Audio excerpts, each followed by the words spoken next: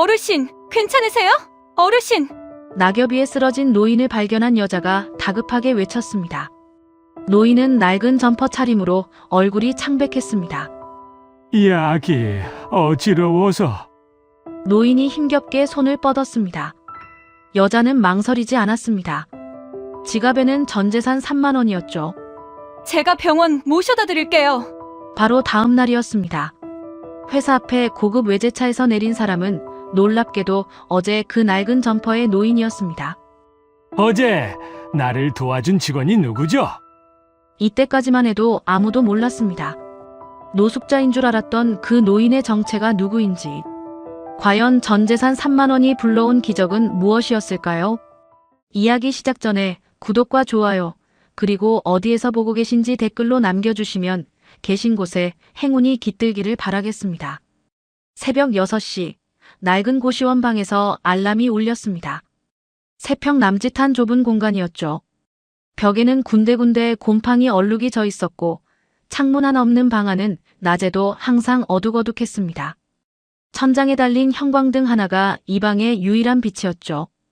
박하은은 무거운 눈꺼풀을 간신히 들어올리며 손을 뻗어 알람을 껐습니다. 몸이 천근만근 무거웠습니다. 어젯밤에도 늦게까지 잠을 설쳤거든요. 다음 주에 있을 정규직 심사 생각에 이리 뒤척 저리 뒤척하다가 겨우 눈을 붙였습니다. 하은은 습관처럼 휴대폰을 들어 은행 앱을 열었습니다. 매일 아침 제일 먼저 하는 일이었죠. 통장 잔액을 확인하는 것. 화면이 로딩되는 몇 초가 늘 불안했습니다. 잔액 1,200원. 화면 속 숫자를 멍하니 바라보던 하은의 표정이 굳어졌습니다. 심장이 철렁 내려앉는 것 같았죠. 어젯밤 자정에 월세 35만 원이 자동이체로 빠져나간 거였습니다. 통장에 남은 건 1,200원 뿐이었죠. 이 돈으로는 편의점에서 물 한 병 사기도 빠듯했습니다. 하은은 거래 내역을 한 번 더 확인해 봤습니다. 혹시 잘못 본 건 아닐까 싶어서였죠. 하지만 숫자는 변함없이 1,200원이었습니다. 하은은 침대 옆 작은 선반 위에 놓인 낡은 지갑을 집어들었습니다. 지퍼를 열고 안을 들여다봤죠. 10,000원짜리 2장, 5,000원짜리 2장. 손가락으로 하나하나 세어봤지만 결과는 같았습니다. 이게 전부였습니다. 현금 3만 원, 통장에 1,200원, 지갑에 3만 원. 합쳐봤자 31,200원이 하은이 가진 전 재산이었습니다. 이게 2주치 생활비라고. 하은은 혼잣말을 내뱉으며 한숨을 깊이 쉬었습니다. 한숨이 절로 나왔죠. 다음 월급날까지 2주나 남았는데 이 돈으로 어떻게 버틴단 말입니까? 점심값도 저녁값도 교통비도 빠듯했습니다. 아니, 빠듯한 정도가 아니라 애초에 불가능한 금액이었죠. 하은은 머릿속으로 계산을 해봤습니다. 교통카드 잔액이 얼마 남지 않았으니 충전을 해야 했습니다. 점심은 회사 구내식당에서 먹으면 5,000원 정도 들었죠. 저녁은 최대한 아껴서 편의점 삼각김밥으로 때운다고 해도 2,000원. 하루에 최소 7,000원은 필요한데 2주면 10만 원이 넘게 필요했습니다. 그런데 가진 돈은 3만 원뿐이었죠. 어떡하지? 하은은 지갑을 내려놓고 잠시 천장을 올려다봤습니다. 얼룩진 천장이 눈에 들어왔습니다. 이 고시원에 들어온 지 벌써 3년이었죠. 처음에는 잠깐만 있다가 나가려고 했는데 3년이 훌쩍 지나버렸습니다. 그때 휴대폰이 울렸습니다. 화면에 엄마라는 글자가 떴죠. 하은은 잠시 망설였습니다. 지금 이 상태로 엄마 목소리를 들으면 울 것 같았거든요. 하지만 전화를 안 받을 수는 없었습니다. 엄마가 걱정하실 테니까요. 하은은 심호흡을 한 번 하고 전화를 받았습니다. 하은아, 엄마야. 응, 엄마. 무슨 일이야? 이렇게 이른 시간에. 하은은 최대한 밝은 목소리를 냈습니다. 티가 나면 안 됐으니까요. 아니, 그냥 내 목소리 듣고 싶어서. 요즘 바쁘지? 전화할 시간도 없을 것 같아서 엄마가 먼저 했어. 응, 요즘 좀 바빠. 다음 주에 중요한 심사가 있거든. 그래? 무슨 심사? 정규직 전환 심사. 이번에 되면 진짜 정규직이야, 엄마. 하은의 목소리에 기대감이 묻어났습니다. 전화기 너머로 엄마의 한숨 소리가 들렸죠. 하은아, 엄마 이번 달 용돈 안 보내도 돼. 네가 더 힘들잖아. 엄마의 목소리는 조심스러웠습니다. 하은은 가슴 한구석이 쿵 내려앉는 것 같았죠. 엄마는 늘 이랬습니다. 자기보다 딸 걱정을 먼저 하시는 분이었죠. 엄마, 무슨 소리야? 이번 달도 꼭 보낼 거야. 걱정 마. 하은은 억지로 밝은 목소리를 냈습니다. 사실 보낼 돈이 없었습니다.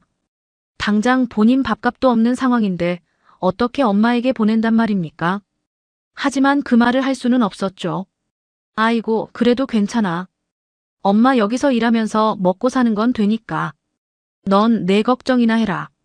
엄마, 진짜 괜찮으니까 신경 쓰지 마. 나 곧 정규직 될 것 같거든. 그러면 더 많이 보내드릴게. 그래, 그래. 우리 딸 힘내.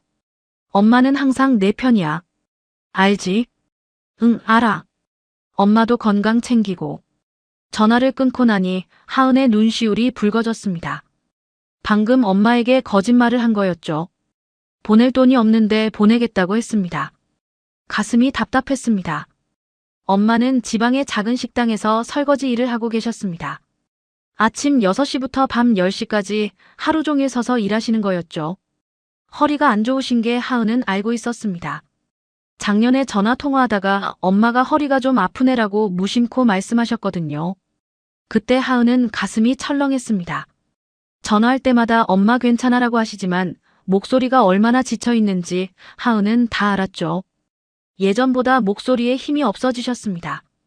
웃음소리도 예전 같지 않았고요. 정규직만 되면 엄마 편하게 해드릴 수 있는데. 하은은 침대에 앉아 잠시 멍하니 있었습니다.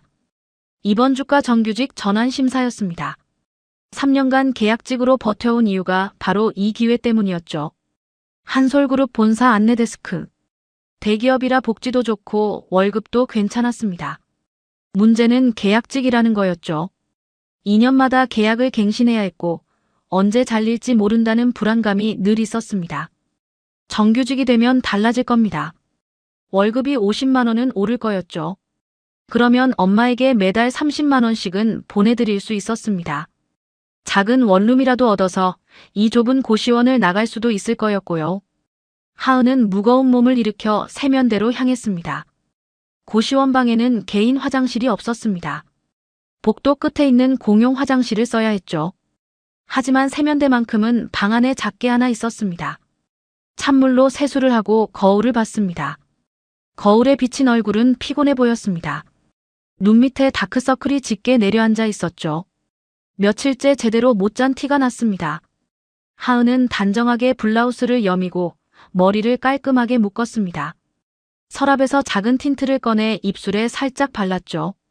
비싼 화장품은 살 여유가 없었습니다. 다이소에서 3,000원 주고 산 틴트였지만 그래도 바르면 얼굴이 좀 화사해 보였습니다. 거울 속 자신을 한 번 더 살펴봤습니다. 깔끔해 보였습니다. 가진 건 없어도 최소한 단정하게는 보이고 싶었죠. 오늘 혹시 과장님 만나면. 하은은 혼잣말을 하다가 얼굴이 살짝 붉어지는 걸 느꼈습니다. 기획팀 김준서 과장. 요즘 하은에게는 작은 설렘이 하나 있었습니다. 2주 전이었죠. 로비에서 서류를 들고 가다가 그만 바닥에 쏟아버린 적이 있었습니다. 서류가 사방으로 흩어졌고 하은은 당황해서 허둥지둥 주워 담았죠. 그런데 누군가 옆에서 같이 주워주는 거였습니다. 고개를 들어보니 김준서 과장이었죠. 괜찮아요? 다치진 않았어요?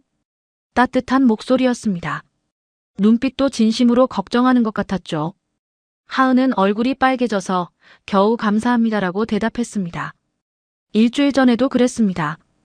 야근을 하고 밤 10시가 넘어서 퇴근하는데 로비에서 준서 과장과 마주쳤습니다. 그도 야근을 했는지 피곤한 표정이었죠. 그런데 손에 편의점 봉투를 들고 있었습니다. 거기서 캔커피 하나를 꺼내 하은에게 건넸죠. 야근 많이 하시던데 힘내세요. 그 한마디에 하은은 하루 종일 쌓였던 피로가 다 날아가는 것 같았습니다. 집에 돌아오는 길 내내 웃음이 났죠. 며칠 전 엘리베이터에서 마주쳤을 때도 그랬습니다. 하은이 1층에서 타니까 준서 과장이 이미 타고 있었죠. 눈이 마주치자 준서 과장이 먼저 웃어줬습니다. 좋은 아침이에요라는 인사와 함께요. 사소한 순간들이었습니다. 누군가에게는 아무것도 아닐 수 있는 작은 친절들이었죠. 하지만 하은에게는 하루를 버티게 해주는 작은 힘이 되어주고 있었습니다.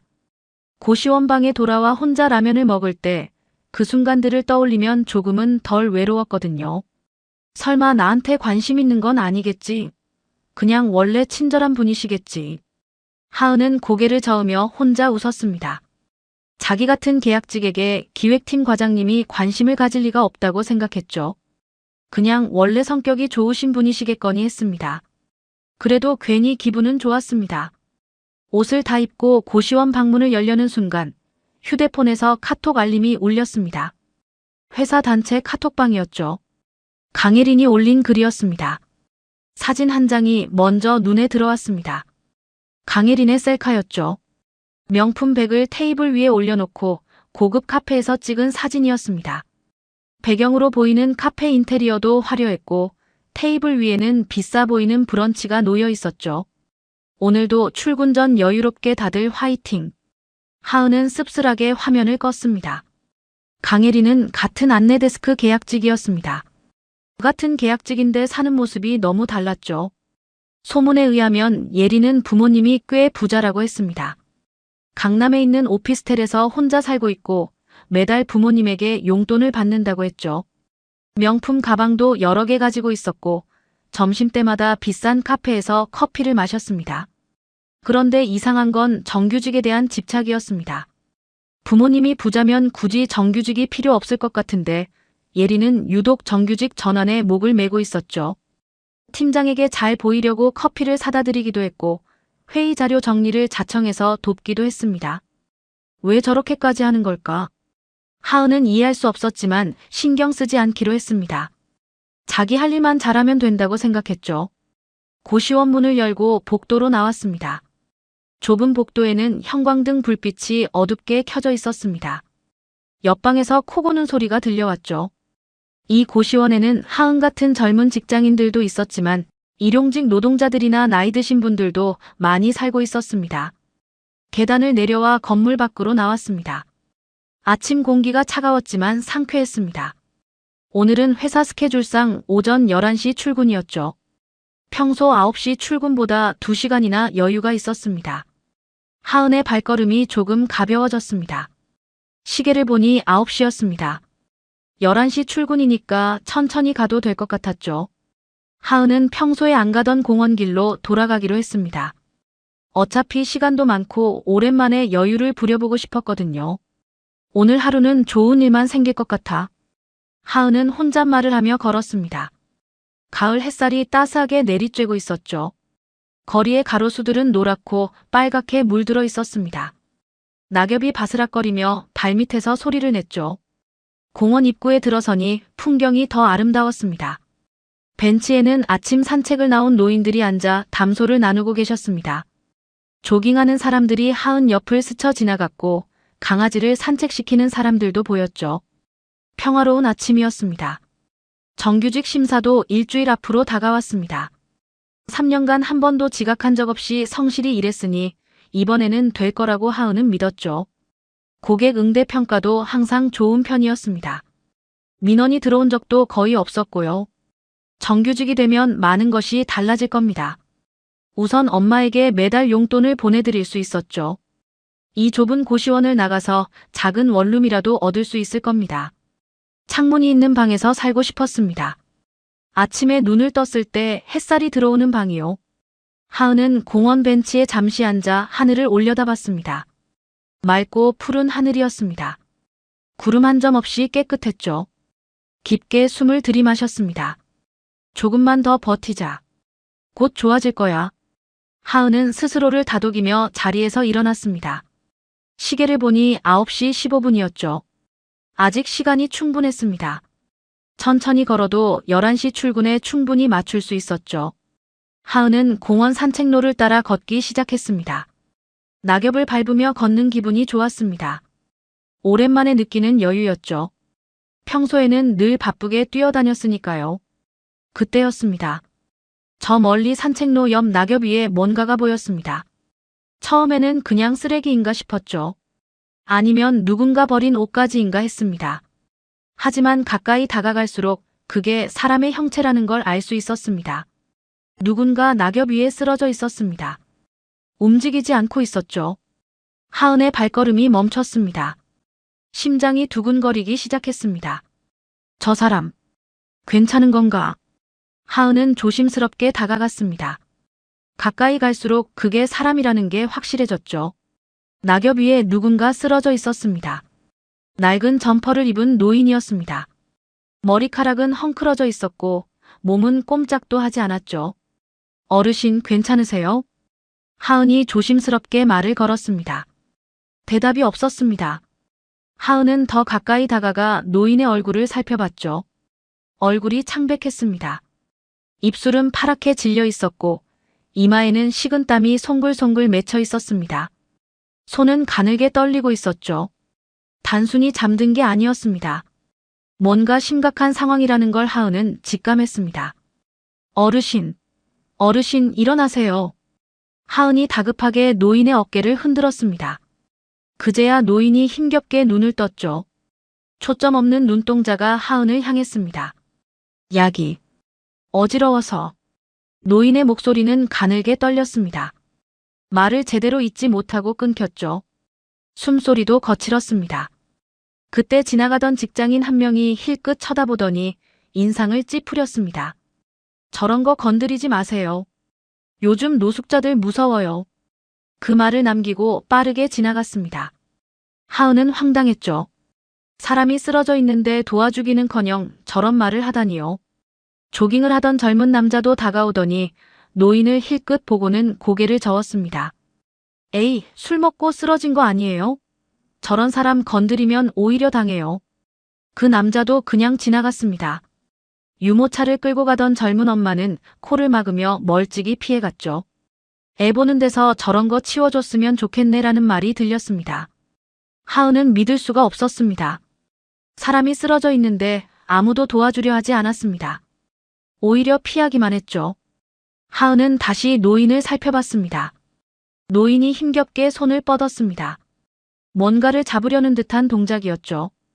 약이 차에 두고, 차에 약을 두고 왔다는 뜻인 것 같았습니다. 지병이 있는 분이구나 싶었죠. 저혈당이나 혈압 문제일 수도 있었습니다. 하은의 머릿속이 빠르게 돌아갔습니다. 출근길에 평소 다니던 동네 병원이 하나 있었습니다. 감기 걸리거나 몸이 안 좋을 때 가던 내과였죠. 거기까지 모셔다 드리면 될 것 같았습니다. 시계를 봤습니다. 9시 20분. 11시 출근이니까 아직 시간 여유가 있었습니다. 어르신, 제가 병원 모셔다 드릴게요. 일어나실 수 있으세요? 하은이 노인의 팔을 잡고 부축했습니다. 노인의 몸이 무거웠습니다. 겨우 일으켜 세웠지만 노인은 제대로 걷지 못했죠. 다리에 힘이 없어 보였습니다. 하은은 노인의 팔을 자신의 어깨에 걸쳤습니다. 그리고 천천히 걷기 시작했습니다. 한 발 한 발 조심스럽게 내디뎠죠. 미안해요. 패 끼쳐서. 노인이 힘겹게 말했습니다. 괜찮아요, 어르신. 병원 금방이에요. 조금만 참으세요. 하은은 최대한 밝은 목소리로 대답했습니다. 노인을 안심시키고 싶었죠. 지나가는 사람들이 수군거렸습니다. 저 여자 뭐야? 노숙자 데리고 어디 가는 거야? 요즘 세상에 저런 사람도 있네. 호구 아니야? 하은은 신경 쓰지 않았습니다. 지금은 이 어르신을 병원에 데려다 드리는 게 먼저였으니까요. 문득 엄마 생각이 났습니다. 엄마도 이 노인과 비슷한 나이였죠. 만약 엄마가 길에서 쓰러졌는데 아무도 안 도와주면 어떡합니까? 그 생각을 하니 발걸음이 더 빨라졌습니다. 10분 정도 걸렸을까요? 드디어 동네 내과 건물이 보였습니다. 하은이 평소에 다니던 병원이었죠. 병원 문을 열고 들어가며 하은이 소리쳤습니다. 여기 환자분이 쓰러지셨어요. 도와주세요. 간호사가 급히 달려왔습니다. 다행히 이 병원에 노인의 진료 기록이 있었습니다. 고혈압과 저혈당으로 평소에도 다니시던 병원이었던 거죠. 진료 기록이 있으니 신분 확인 없이도 바로 치료를 받을 수 있었습니다. 하은은 대기실 의자에 앉아 기다렸습니다. 시계를 봤습니다. 9시 45분. 아직 시간 여유가 있다고 생각했죠. 그런데 진료가 생각보다 오래 걸렸습니다.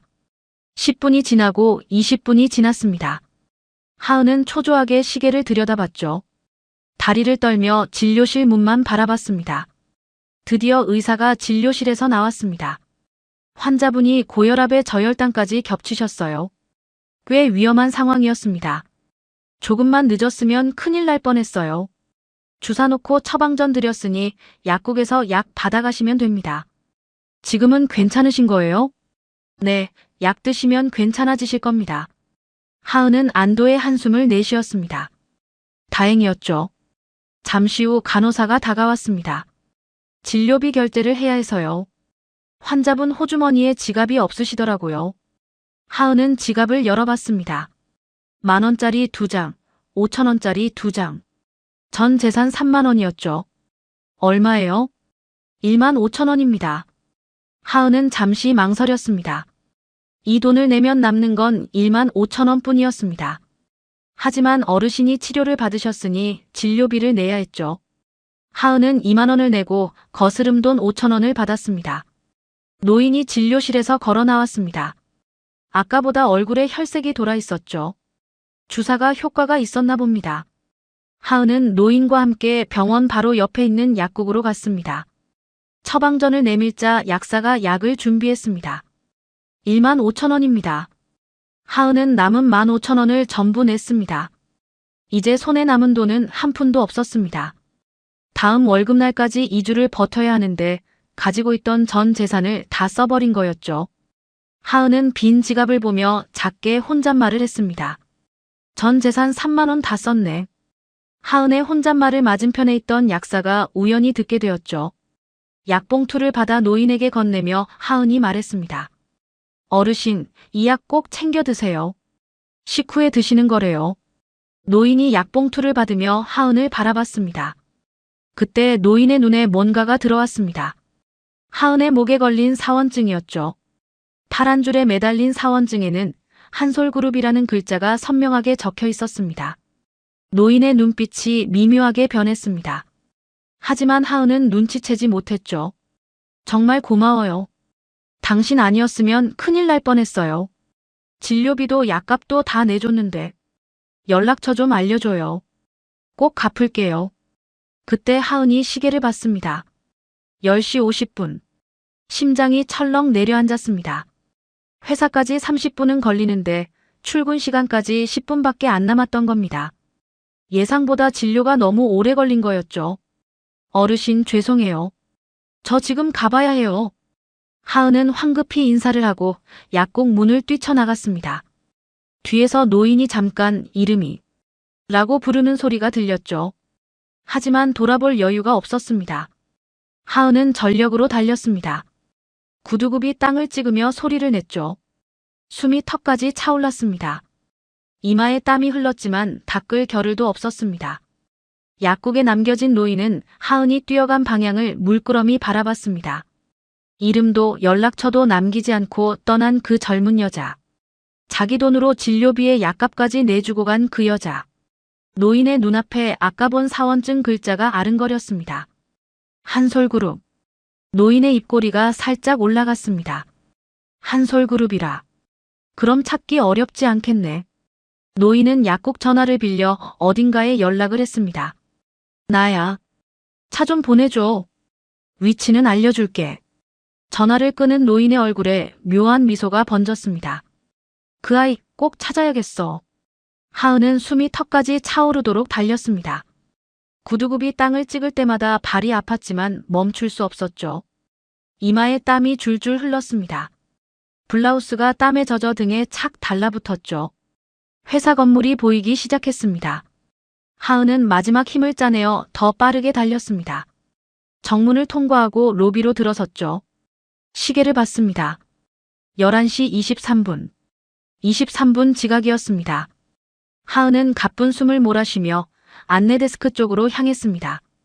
그런데 로비 한가운데 누군가 서 있는 게 보였죠. 조 팀장이었습니다. 팔짱을 낀 채 하은을 노려보고 있었습니다. 박하은 씨. 조 팀장의 목소리가 로비에 울려 퍼졌습니다. 차갑고 날카로운 목소리였죠. 주변에 있던 직원들이 일제히 고개를 돌렸습니다. 지금 몇 시예요? 죄송합니다. 하은은 숨을 헐떡이며 고개를 숙였습니다. 땀에 젖은 머리카락이 이마에 달라붙어 있었죠.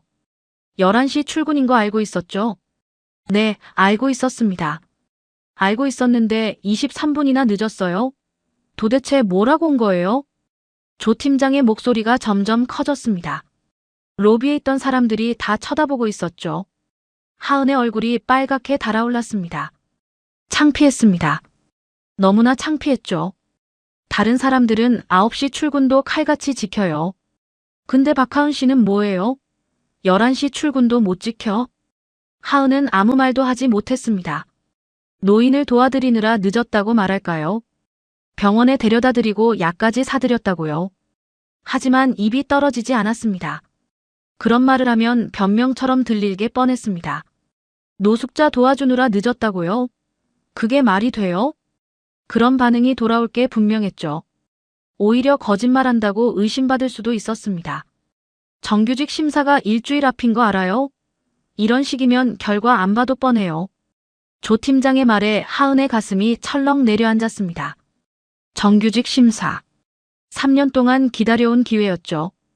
그런데 지각 한 번 때문에 물거품이 될 수도 있다는 말입니까? 계약직이 이렇게 마인드가 느슨해서 정규직 될 수 있겠어요? 응. 조 팀장의 목소리에는 비아냥이 가득했습니다. 하은은 고개를 더 숙일 수밖에 없었죠. 눈물이 날 것 같았습니다. 하지만 꼭 참았습니다. 여기서 울면 더 비참해질 테니까요. 죄송합니다. 다시는 이런 일 없도록 하겠습니다. 하은은 그 말만 겨우 내뱉었습니다. 목소리가 떨렸죠. 됐어요. 빨리 자리로 가요. 일이나 하세요. 조 팀장이 손을 휘휘 저으며 돌아섰습니다. 하은은 풀이 죽은 모습으로 안내데스크 쪽으로 걸어갔죠. 그때 멀리서 누군가 이 광경을 지켜보고 있었습니다. 강예린이었습니다. 예린은 팔짱을 낀 채 하은을 바라보고 있었죠. 입꼬리가 살짝 올라가 있었습니다. 옆에 있던 동료에게 작게 말했습니다. 쟤 저러고 정규직 되겠다고 11시 출근도 못 지키면서. 동료가 킥킥거리며 대답했습니다. 그러게. 정규직은 무슨. 이번에 잘리는 거 아냐? 예린의 눈빛이 차갑게 빛났습니다. 만족스러운 표정이었죠. 하은은 그런 시선을 느끼지 못한 채 안내데스크 자리에 앉았습니다. 손이 떨렸습니다. 가방을 내려놓고 명찰을 꺼내 목에 걸었죠. 거울에 비친 자신의 얼굴은 창백했습니다. 땀에 젖은 머리카락이 엉망이었죠. 그때 누군가 다가왔습니다. 하은이 고개를 드니 김준서 과장이 서 있었죠. 평소처럼 단정한 셔츠 차림이었습니다. 괜찮아요? 무슨 일 있었어요? 준서의 목소리는 따뜻했습니다. 걱정스러운 눈빛으로 하은을 바라보고 있었죠. 하은은 순간 울컥했습니다. 아침부터 쏟아진 온갖 일들이 한꺼번에 밀려왔죠. 쓰러진 노인, 차가운 사람들, 병원, 약국, 그리고 방금 전 조 팀장에게 당한 망신까지요. 하지만 하은은 애써 미소를 지었습니다. 괜찮아요. 그냥 좀 늦어서. 많이 힘들어 보여요. 점심때 밥이라도 같이 먹을래요? 준서의 말에 하은의 심장이 두근거렸습니다. 하지만 곧 현실이 떠올랐죠. 주머니에 남은 돈은 한 푼도 없었습니다. 밥을 사 먹을 수 없었습니다. 아, 오늘은 좀 속이 안 좋아서요. 점심은 건너뛰려고요. 하은이 거짓말을 했습니다. 속이 안 좋은 게 아니라 돈이 없는 거였죠. 하지만 그 말을 할 수는 없었습니다. 그래요? 그럼 다음에 꼭 같이 먹어요. 준서가 부드럽게 웃으며 말했습니다. 그 미소에 하은은 조금이나마 위로를 받았죠. 네, 감사합니다. 준서가 돌아가고 하은은 한숨을 푹 쉬었습니다. 오늘 하루가 너무 길게 느껴졌죠. 아침에 은행앱에서 본 잔액 1,200원. 엄마와의 전화. 공원에서 쓰러진 노인. 병원비와 약값으로 쓴 전 재산 3만 원. 그리고 지각. 이 모든 게 불과 몇 시간 사이에 벌어진 일이었습니다. 점심시간이 됐습니다. 동료들이 구내식당으로 향했지만 하은은 자리에서 일어나지 않았습니다. 가진 돈이 한 푼도 없었으니까요. 구내식당 밥값은 5,000원이었습니다. 먹을 수가 없었죠. 하은은 화장실로 갔습니다. 세면대에서 물을 받아 마셨죠. 따뜻한 물이 빈속으로 들어가니 잠시나마 허기가 가시는 것 같았습니다. 거울에 비친 자신의 얼굴을 봤습니다. 눈 밑에 다크서클이 짙었죠. 입술이 갈라져 있었습니다. 한숨이 절로 나왔죠. 조금만 버티자. 곧 월급날이야. 하은은 스스로를 다독이며 화장실을 나왔습니다. 자리로 돌아가는 길에 동료 최유나와 마주쳤습니다. 유나는 손에 빵 봉지를 들고 있었죠. 하은아, 너 밥 안 먹어? 응, 오늘 좀 속이 안 좋아서. 또 거짓말이었습니다. 속이 안 좋은 게 아니라 돈이 없는 거였죠. 유나가 하은을 유심히 쳐다봤습니다. 3년을 같이 일한 사이였죠. 하은이 언제 거짓말을 하는지 유나는 대충 알고 있었습니다. 야, 솔직히 말해봐. 무슨 일 있어? 유나가 작은 목소리로 물었습니다. 하은은 잠시 망설였죠. 유나는 믿을 수 있는 친구였습니다. 사실은 오늘 돈을 좀 써서 점심값이 없어. 하은이 솔직하게 말했습니다. 유나의 눈이 커졌죠. 뭐? 왜? 무슨 일이 있었는데? 하은은 아침에 있었던 일을 간단히 이야기해 줬습니다. 공원에서 쓰러진 노인, 병원비와 약값, 그리고 지갑까지요. 유나는 이야기를 다 듣고 나서 한숨을 내쉬었습니다. 야, 박하은. 너는 진짜 왜 맨날 그래? 모르는 사람한테 왜 돈을 써? 그 돈이면 너 2주 먹고 살아야 하잖아. 그래도 그분이 너무 위험해 보였어. 그냥 지나칠 수가 없었어. 에휴, 착하긴 착한데. 넌 너무 손해만 봐. 유나가 손에 들고 있던 빵 봉지를 하은에게 내밀었습니다. 이거라도 먹어. 나 원래 2개 샀는데 하나 남았어. 아니야, 괜찮아. 괜찮긴 뭐가 괜찮아. 받아. 유나가 강하게 빵을 밀었습니다. 하은은 결국 받아들었죠. 고마워, 유나야. 고맙긴. 친구끼리 뭘. 근데 진짜 조심해. 요즘 세상에 그렇게 착하게 살면 손해만 봐. 유나의 말에 하은은 씁쓸하게 웃었습니다. 손해를 본 건 맞았죠. 전 재산 3만 원을 모르는 노인에게 다 썼으니까요. 하지만 후회는 없었습니다. 그 어르신이 병원에서 괜찮아진 걸 봤을 때 하은은 마음이 편했으니까요. 착하게 살면 손해만 본다고 했지만 그래도 난 이렇게 사는 게 맞는 것 같아. 하은은 빵을 한 입 베어 물었습니다. 달콤한 맛이 입안에 퍼졌죠. 배고픔도 배고픔이었지만 유나의 따뜻한 마음이 더 고마웠습니다. 그때 하은은 알지 못했습니다. 오늘 아침 자신이 도와준 그 노인이 누구인지, 그리고 그 선택이 자신의 인생을 어떻게 바꿔놓을지. 약국에 홀로 남겨졌던 그 노인은 지금 이 순간 하은을 찾고 있었습니다. 한솔그룹이라는 사원증 글자를 기억하면서요. 다음 날 아침이 밝았습니다. 하은은 고시원 침대에서 눈을 떴죠. 어젯밤 잠을 설쳤습니다. 조 팀장에게 들은 말이 머릿속에서 계속 맴돌았기 때문입니다. 계약직이 이렇게 마인드가 느슨해서 정규직 될 수 있겠어요? 그 말이 귓가에서 떠나지 않았죠. 정규직 심사가 일주일도 안 남았는데 이제 사실상 불가능해진 것 같았습니다. 하은은 한숨을 내쉬며 천장을 바라봤습니다. 좁은 고시원 천장에 금이가 있었죠. 마치 자신의 인생처럼요. 알람이 울리기도 전에 일어났습니다. 오늘은 9시 출근이었죠. 어제 11시 출근도 23분이나 늦었으니 오늘은 절대 지각하면 안 됩니다. 하은은 세면대에서 찬물로 세수를 하고 거울을 봤습니다. 눈이 충혈되어 있었습니다. 다크서클도 어제보다 더 짙어졌죠. 얼굴이 푸석푸석해 보였습니다. 옷장을 열어 깔끔한 블라우스를 꺼냈습니다. 주름을 손으로 펴고 조심스럽게 입었습니다. 어제 조 팀장 앞에서 땀에 젖은 모습으로 서 있던 게 떠올랐죠. 오늘은 단정하게 보여야 했습니다. 조금이라도 나은 인상을 주고 싶었습니다. 하은은 거울 앞에서 억지로 미소를 지어봤습니다. 입꼬리가 잘 올라가지 않았죠. 고시원을 나서니 아침 공기가 차가웠습니다. 버스 정류장까지 걸어가는 동안 자꾸 어제 일이 생각났습니다. 낙엽 위에 쓰러져 있던 노인의 얼굴이 떠올랐죠. 창백하게 질린 피부, 파랗게 변한 입술, 가늘게 떨리던 손. 그분은 지금 괜찮으실까? 하은은 혼자 중얼거렸습니다. 연락처도 못 받았는데 어떻게 확인하죠? 그냥 괜찮으시길 바라는 수밖에 없었습니다. 버스에 올라 창밖을 내다봤습니다. 지갑 속에는 이제 단 한 푼도 남아있지 않았죠. 교통카드 잔액도 얼마 남지 않았습니다. 내일부터는 버스비도 아끼려고 걸어 다녀야 할지도 모릅니다. 점심은 어떻게 하지? 구내식당 밥 한 끼가 5,000원인데요. 어제 유나가 준 빵으로 간신히 버텼지만 오늘은 어떻게 해야 할지 막막했습니다. 하은은 쓴웃음을 지었죠. 어제 그 3만 원이 없었으면 이렇게까지 안 됐을 텐데요. 하지만 후회는 없었습니다. 사람 목숨보다 중요한 돈은 없으니까요.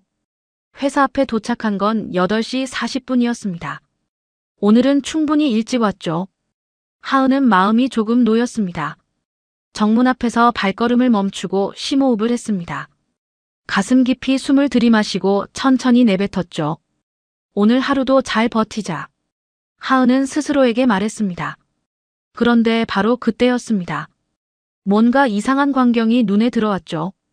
회사 정문 앞에 사람들이 웅성웅성 모여 있었습니다. 다들 한쪽을 바라보며 수군거리고 있었죠. 저 차 뭐야? 대박, 진짜 벤츠 마이바흐 아니야? 억소리 나는 차잖아. 하은은 고개를 돌려 그 방향을 봤습니다. 검은색 대형 세단이 회사 정문 앞에 서 있었죠. 벤츠 마이바흐였습니다. 앞 범퍼에 번쩍이는 엠블럼이 아침 햇살에 빛나고 있었습니다. 하은은 멈칫했습니다. 저런 차가 우리 회사 앞에 왜? 보통 임원들이 타는 차도 아니었습니다. 확실히 다른 급이었죠. 혹시 대주주님인가요? 아니면 정말 높은 분? 주변의 직원들이 계속 수군거리고 있었습니다. 회장님 차 아니야? 회장님이 본사에 왜 오셨대? 무슨 일이지? 갑자기? 하은도 호기심에 그 차를 바라봤습니다. 바로 그때 차 앞문이 열렸습니다. 운전석에서 정장을 입은 수행원이 먼저 내렸죠. 그리고 뒷문을 공손히 열었습니다. 차에서 내린 사람은 노인이었습니다. 키가 크고 자세가 꼿꼿했죠. 고급스러운 캐시미어 코트를 입고 있었습니다. 어제와는 완전히 다른 모습이었죠. 하은은 무심코 그 얼굴을 봤습니다. 순간 심장이 멈추는 것 같았습니다. 저 얼굴. 하은은 그 얼굴을 알고 있었습니다. 어제 공원 낙엽 위에 쓰러져 있던 그분이었죠. 낡은 점퍼 차림에 창백한 얼굴로 떨고 계시던 그 어르신이었습니다. 하지만 지금은 완전히 다른 사람 같았습니다. 어제는 노숙자처럼 보였는데 오늘은 마치 재벌 회장님처럼 보였죠. 아니, 정말로 회장님인 건가요? 하은은 어리둥절해서 제자리에 멈춰 섰습니다. 다리에 힘이 풀리는 것 같았죠. 노인은 주변을 천천히 둘러봤습니다. 그러더니 옆에 서 있는 수행원에게 무언가 물었죠. 수행원이 고개를 숙이며 대답했습니다. 노인의 시선이 로비 쪽으로 향했습니다. 그러더니 천천히 걸음을 옮기기 시작했죠. 하은은 급히 고개를 숙이고 정문으로 들어갔습니다. 왠지 눈이 마주치면 안 될 것 같았습니다. 로비에 들어서자 분위기가 더 술렁거렸습니다. 안내데스크 선배가 다가와 속삭였죠. 야, 너 저 차 봤어? 네, 봤어요. 회장님 차래. 회장님이 직접 오셨다고. 하은은 가슴이 철렁 내려앉았습니다. 회장님이라고요? 한솔그룹 회장님. 선배가 고개를 끄덕였습니다. 어제 갑자기 회사에 연락이 왔대. 오늘 아침에 회장님이 직접 방문하신다고. 무슨 일인지 아무도 몰라. 하은은 가슴이 두근거렸습니다. 설마 어제 일 때문인 건 아니겠죠? 그냥 우연의 일치일 겁니다. 하은은 스스로를 안심시키려 했습니다. 안내데스크로 발걸음을 옮기는데 다리가 떨렸습니다. 저 노인이 정말 한솔그룹 회장님이라면요. 어제 하은이 병원에 모셔다 드린 분이 바로 그분이라면요. 대체 무슨 일이 벌어지려는 걸까요? 하은은 자리에 앉아 컴퓨터를 켰습니다. 손이 떨려서 마우스를 제대로 잡기 힘들었죠. 어제 3만 원을 드렸습니다. 아니, 드린 게 아니라 병원비와 약값을 대신 낸 거였죠. 전 재산이었습니다. 그분이 회장님이었다니요. 바로 그때였습니다. 로비로 들어서는 발자국 소리가 들렸죠. 여러 사람의 발소리였습니다. 하은이 고개를 들었습니다. 캐시미어 코트를 입은 노인이 로비 중앙에 서 있었습니다. 수행원 2명이 양옆에 서 있었죠. 로비에 있던 직원들이 급히 허리를 숙여 인사했습니다. 회장님, 안녕하십니까? 회장 김영수는 천천히 주변을 둘러봤습니다. 무언가를 찾는 눈빛이었죠. 그러다 안내데스크 쪽으로 시선을 돌렸습니다. 하은과 눈이 마주쳤습니다. 노인의 눈가에 미소가 번졌습니다. 어제 본 그 얼굴이 틀림없었죠. 병원에서 약을 드시고 얼굴에 혈색이 돌아왔을 때, 그때 그 표정이었습니다. 하은은 숨을 멈췄습니다. 노인이 천천히 다가왔죠. 발소리가 로비에 울려 퍼졌습니다. 하은 앞에 멈춰 선 노인이 입을 열었습니다. 어제 나를 도와준 직원이 자네인가? 노인의 목소리는 낮고 따뜻했습니다. 로비에 있던 모든 시선이 하은에게 쏠렸죠. 직원들이 웅성거리기 시작했습니다. 뭐야? 저 계약직이 회장님을 도와드렸다고. 무슨 일이 있었던 거야? 저 애가? 하은은 아무 말도 할 수 없었습니다. 그저 멍하니 서 있을 뿐이었죠. 입술이 떨렸습니다. 저는 그냥 말이 제대로 나오지 않았습니다. 회장이 부드럽게 웃으며 말했죠. 자네 덕분에 내가 살았어. 어제 낮에 약사가 말해주더군. 그 3만 원, 자네 전 재산이었다면서. 로비가 술렁였습니다. 3만 원이라는 말에 직원들이 더 크게 웅성거렸죠. 3만 원? 전 재산? 저 애가 회장님한테 3만 원을 줬다고. 대체 무슨 일이야? 하은은 얼굴이 빨개졌습니다. 창피하기도 하고 당황스럽기도 했죠. 그때 멀리서 이 광경을 지켜보는 사람이 있었습니다. 강예린이었습니다. 예린의 얼굴이 일그러져 있었죠. 이를 악물고 하은을 노려보고 있었습니다. 뭐야, 저게 무슨 상황이야? 예린 옆에 있던 동료가 대답했습니다. 글쎄, 저 계약직이 회장님을 도와드렸나 봐. 예린의 눈빛이 차갑게 빛났습니다. 어제까지 지각해서 망신당하던 애가 오늘은 회장님과 대화를 하고 있었죠. 그것도 로비 한가운데서요. 저런 게 무슨 정규직이 되겠다고. 예린은 낮게 중얼거렸습니다. 주먹을 꽉 쥐고 있었죠. 회장은 하은을 바라보며 말했습니다. 나중에 다시 이야기하세. 오늘은 볼 일이 있어서 왔으니까. 회장이 수행원들과 함께 엘리베이터 쪽으로 향했습니다. 하은은 그 뒷모습을 멍하니 바라봤죠. 방금 그게 진짜였던 거야? 하은은 혼잣말을 했습니다. 심장이 아직도 미친 듯이 뛰고 있었죠. 그날 오후 회사 안은 온통 하은 이야기로 가득했습니다. 점심시간이 되자 구내식당 곳곳에서 수군거리는 소리가 들렸죠. 야, 들었어? 안내데스크 그 계약직 있잖아. 박하은, 어제 지각해서 팀장한테 깨지네. 응, 그 애가 회장님을 도와드렸대. 소문은 눈 깜짝할 사이에 퍼져나갔습니다. 로비에서 있었던 일이 점심시간 안에 전층으로 퍼졌죠. 사람들은 저마다 추측을 보탰습니다. 회장님이 쓰러지셨는데 그 애가 병원에 모셔다 드렸대. 근데 3만 원이 전 재산이었다며. 그걸로 병원비를 냈다고. 진짜? 대박. 그래서 어제 지각한 거야? 하은은 그런 소문들을 모른 채 안내데스크에 앉아 있었습니다. 아침에 있었던 일이 아직도 믿기지 않았죠. 어제 낙엽 위에 쓰러져 있던 그 어르신이 한솔그룹 회장님이었다니요. 낡은 점퍼를 입고 계셨고 지갑도 핸드폰도 없으셨는데요. 그분이 이 회사의 주인이었습니다. 어떻게 이런 일이? 하은은 혼자 중얼거렸습니다. 손이 아직도 미세하게 떨리고 있었죠. 그때 동료 유나가 다가왔습니다. 눈이 휘둥그레져 있었죠. 야, 박하은. 너 대체 무슨 일이야? 회장님이 직접 찾아오시다니. 나도 몰라. 진짜 몰랐어. 하은이 당황한 목소리로 대답했습니다. 어제 그 어르신이 회장님인 줄 알았으면 나도 이렇게 안 했지. 뭘 안 해? 병원에 안 모셔다 드렸겠다고. 유나가 물었습니다. 하은은 고개를 저었죠. 아니, 그건 아닌데. 그냥 더 떨렸을 것 같아. 유나가 피식 웃었습니다. 너답다 진짜. 회장님인 줄 모르고 전 재산 3만 원을 쓰다니. 유나의 말에 하은은 쓴웃음을 지었습니다. 그 3만 원을 다 써버려서 지금 주머니에는 한 푼도 없었죠. 오늘 점심도 굶어야 할 판이었습니다. 근데 하은아, 이거 알아?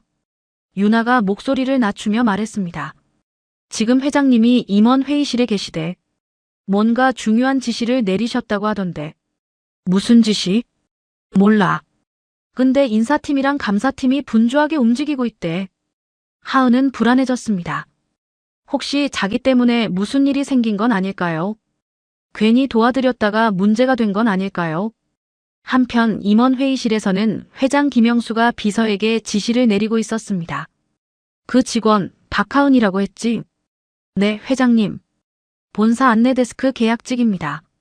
올해로 3년 차고요. 비서가 태블릿을 보며 대답했습니다. 회장이 고개를 끄덕였죠. 그 직원에 대해 자세히 알아봐. 근무 기록, 평가, 전부 다. 어떤 사람인지 알고 싶어. 알겠습니다, 회장님. 비서가 고개를 숙이고 나갔습니다. 회장은 창밖을 바라보며 어제 일을 떠올렸죠. 공원에서 쓰러졌을 때 주변 사람들은 모두 피해갔습니다. 노숙자인 줄 알고 코를 막는 사람도 있었죠. 사진을 찍으며 킥킥거리는 사람도 있었습니다. 그런데 그 여직원만 달랐습니다. 어르신 괜찮으세요? 다급하게 달려와 부축해줬죠. 병원까지 데려다주고 자기 돈으로 병원비와 약값을 내줬습니다. 그것도 전 재산이라는 3만 원으로요. 그런 사람이 아직 있었구나. 회장은 혼자 중얼거렸습니다. 요즘 세상에 저렇게 순수한 사람이 있다니요. 조건을 따지지 않고 계산하지 않고 그냥 사람을 돕는 사람. 회장은 오랜만에 마음이 따뜻해지는 것을 느꼈습니다. 그 시각 회사 다른 곳에서는 다른 분위기가 흐르고 있었죠. 강혜리는 휴게실 구석에서 이를 악물고 있었습니다. 저게 말이 돼? 예리는 혼잣말을 내뱉었습니다. 어제까지 지각해서 망신당하던 애가 오늘은 회장님의 관심을 받고 있었죠. 로비 한가운데서 회장님과 대화를 나누는 모습을 똑똑히 봤습니다. 회장님이 직접 찾아오시다니. 저런 계약직한테? 예린의 얼굴이 일그러졌습니다. 분노와 질투가 뒤섞인 표정이었죠. 예린은 3년 동안 정규직 자리를 노려왔습니다. 부모님이 부자라서 돈은 필요 없었죠. 하지만 정규직이라는 타이틀이 필요했습니다. 그래야 김준서 과장에게 어울리는 사람이 될 수 있으니까요. 김준서 과장. 회장의 아들이라는 소문이 있었습니다. 잘생기고 능력있고 친절한 사람이었죠. 예린은 그를 호시탐탐 노리고 있었습니다. 그런데 문제가 있었습니다. 준서 과장이 하은에게만 유독 친절했던 거죠. 로비에서 커피를 건네주고 야근할 때 챙겨주고 엘리베이터에서 먼저 인사하고요. 예린은 그게 눈에 거슬렸습니다. 왜 하필 저런 애한테? 예린은 이해할 수 없었습니다. 자신이 훨씬 예쁘고 집안도 좋고 능력도 있는데요. 왜 준서 과장은 저 초라한 계약직에게 관심을 보이는 걸까요? 그런데 이제 회장님까지 하은에게 관심을 보이고 있었습니다. 이대로 가다가는 하은이 정규직이 될 게 뻔했죠. 아니, 그 이상의 무언가가 생길지도 모릅니다. 안 돼. 저 애를 밀어내야 해. 예린은 결심했습니다. 어떻게든 하은을 끌어내릴 방법을 찾아야 했죠. 예린은 휴대폰을 꺼내 누군가에게 메시지를 보냈습니다. 조 팀장이었죠. 팀장님, 잠깐 뵐 수 있을까요? 드릴 말씀이 있어요. 잠시 후 답장이 왔습니다. 휴게실 앞에서 보자. 예린은 입꼬리를 올리며 자리에서 일어났습니다. 계획을 세워야 했습니다. 하은을 끌어내릴 완벽한 계획을요. 그 시각 하은은 안내데스크에서 오후 업무를 보고 있었습니다. 방문객을 안내하고 전화를 받고 서류를 정리했죠. 평소와 다름없는 일과였습니다. 하지만 마음이 편치 않았습니다. 아침에 있었던 일이 자꾸 머릿속을 맴돌았죠. 회장님이 직접 찾아오셔서 한 말이 귓가에 남아 있었습니다. 자네 덕분에 내가 살았어. 그 말이 진심이었을까요?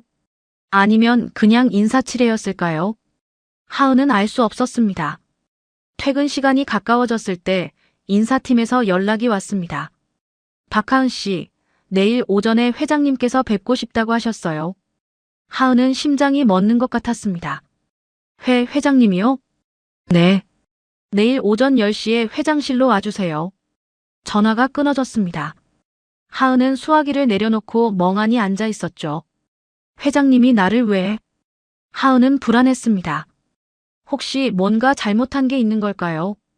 병원비를 냈다고 문제가 되는 건 아니겠죠? 아니면 회사에서 쫓겨나게 되는 걸까요? 온갖 생각이 머릿속을 스쳐 지나갔습니다. 하은은 깊은 한숨을 내쉬었죠. 내일 가보면 알겠지. 하은은 스스로를 다독이며 퇴근 준비를 했습니다. 주머니에는 여전히 한 푼도 없었죠. 오늘도 저녁을 굶어야 할 것 같았습니다. 고시원으로 돌아가는 길, 하은은 생각에 잠겼습니다. 어제 공원에서 그 어르신을 그냥 지나쳤다면 어땠을까요? 다른 사람들처럼 모른 척했다면요. 지금 이렇게 복잡한 상황에 빠지지 않았을 겁니다. 하지만 후회는 없었습니다. 그분이 살아계시다는 것만으로 충분했으니까요. 그게 회장님이든 아니든 상관없었습니다. 사람을 도운 건 잘한 일이었죠. 내일 무슨 일이 생기든 받아들이자. 하은은 결심했습니다. 어떤 결과가 나오든 당당하게 맞서기로요. 그날의 3만 원은 후회 없는 선택이었으니까요. 다음 날 아침, 하은은 긴장된 마음으로 출근했습니다. 오늘 오전 10시에 회장실에 가야 했죠. 회장님이 왜 자신을 부르셨는지 알 수 없었습니다. 칭찬을 하시려는 걸까요? 아니면 뭔가 문제가 생긴 걸까요? 하은은 안내 데스크에 앉아 시계만 바라봤습니다. 9시 30분, 9시 45분, 9시 55분. 시간이 너무 느리게 가는 것 같았죠. 손바닥에 땀이 배어 나왔습니다. 10시가 되자 하은은 자리에서 일어났습니다. 엘리베이터를 타고 최고층으로 올라갔죠. 회장실 앞에 도착하니 비서가 기다리고 있었습니다. 박하은 씨죠? 들어가세요. 회장님이 기다리고 계십니다. 비서가 문을 열어줬습니다. 하은은 떨리는 다리로 안으로 들어갔죠. 회장실은 넓고 고급스러웠습니다. 통유리창 너머로 서울 시내가 한눈에 내려다 보였죠. 회장 김영수가 소파에 앉아 있었습니다. 어제 공원에서 봤던 것과는 완전히 다른 모습이었습니다. 정장을 입고 위험 있는 표정을 하고 계셨죠. 왔구나. 앉아. 회장이 맞은편 소파를 가리켰습니다. 하은은 조심스럽게 앉았죠. 긴장돼서 등이 뻣뻣했습니다. 긴장하지 않아도 돼. 혼내려고 부른 게 아니니까. 회장이 부드럽게 웃으며 말했습니다. 하은은 조금 안심이 됐죠. 그날 고마웠어.